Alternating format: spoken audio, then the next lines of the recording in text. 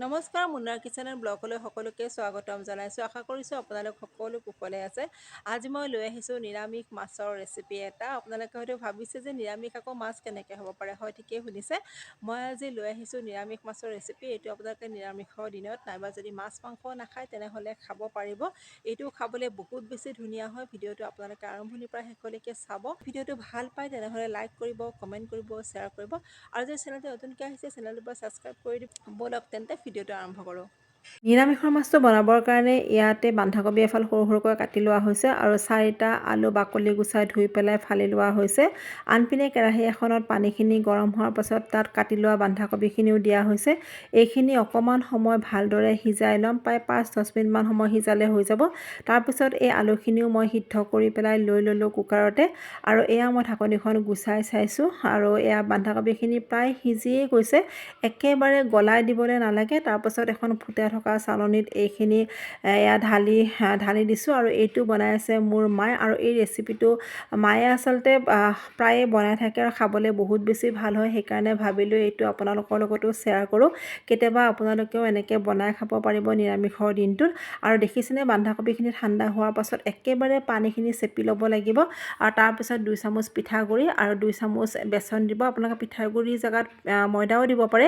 যিহেতুকে আমাৰ ঘৰত ময়দাৰ ব্যৱহাৰ নচলে সেইকাৰণে দিয়া হোৱা নাই। আৰু 1 চামুচৰ জোখত দিছে জিৰা গুড়ি আৰু 1 চামুচ দিছে ধনিয়া গুড়ি আৰু 1 চামুচ দিছে কাশ্মীৰী লাল মিৰ্চ। এইটো আপোনাৰ জলকীয়া নহয়, কালাৰটোৰ কাৰণেহে দিয়া হৈছে আৰু সোৱাদ অনুসৰি অকণমান নিমখ।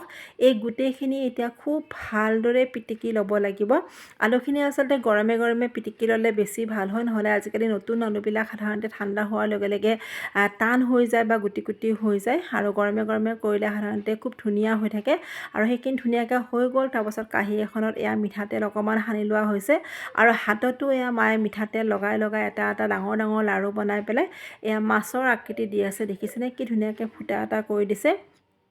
দেখিবলৈ একদম শ'ল মাছৰ টুকুৰা নিচিনা লগা নাইনে বাৰু।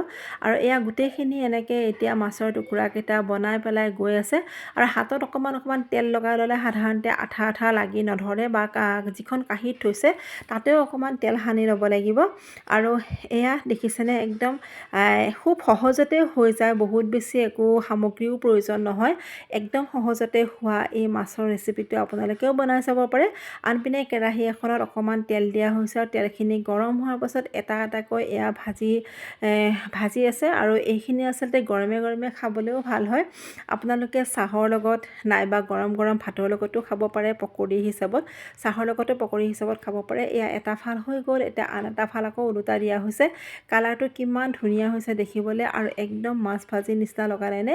সেইকাৰণে কোৱা হৈছিলে এইটো নিৰামিষ মাছ আৰু এই নিৰামিষত কণীও বনাব পাৰে আৰু কাচকল আৰু চয়াবিন দি পেলাই আন এটা সেনেকুৱা মাছৰ ৰেচিপি মায়ে বনাবলৈ জানে।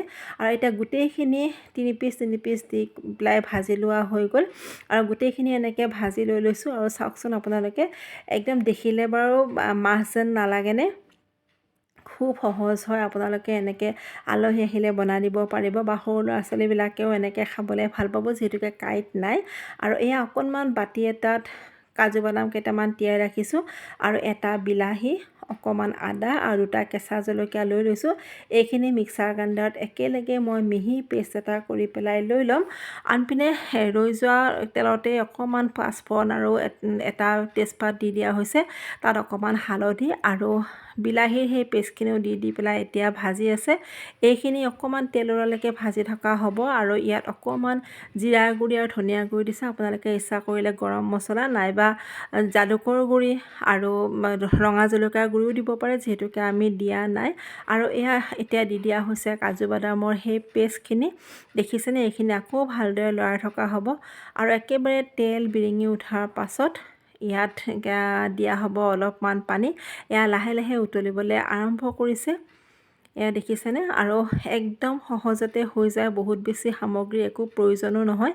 তাত অকণমান এতিয়া গৰম পানী দি দিয়া হৈছে আৰু এইখিনি আকৌ এবাৰ ভালদৰে লৰাই দিয়া হৈছে আৰু সোৱাদ অনুসৰি অকণমান নিমখ দিয়া হৈছে আৰু এতিয়া এটা এটা পিচ এয়া মাছৰ টুকুৰাকেইটা দি থকা হৈছে মানে নিৰামিষ মাছৰ টুকুৰাকেইটা মানে বৰকেইটা আৰু এইখিনি মছলাৰ লগত প্ৰায় মিলি যোৱাকৈ 5 মিনিটমান সময় উতলিব লাগিব আৰু এয়া ঘৰৰে ধনিয়া পাত একেবাৰে শেষত কাটি দিয়া হ'ল আৰু একেবাৰে শেষত আমি ব্যৱহাৰ কৰিলোঁ অকণমান ঘি দিলে আচলতে খাবলৈ বহুত বেছি ধুনীয়া হয় আপোনালোকৰ ধনিয়া পাত নাথাকিলে কচুৰি মেথিও দিব পাৰে এয়া হৈ গ'ল মাৰ হাতৰ নিৰামিষ মাছ আৰু বহুত বেছি খাবলৈ ভাল হয় এইটো গৰম গৰম ভাতৰ লগত ৰুটিৰ লগত পৰঠাৰ লগত নাইবা চাহৰ লগতো খাব পাৰিব এবাৰ এনেকৈ আমি দিয়া পদ্ধতিৰে বনাই চাবচোন আৰু বনাই কেনেকুৱা পালে কমেণ্ট কৰি জনাব মোৰ আন এটা নতুন ভিডিঅ'লৈ অতি সোনকালে আহি আছোঁ তেতিয়ালৈ সকলোৱে ভালে থাকক বাই বাই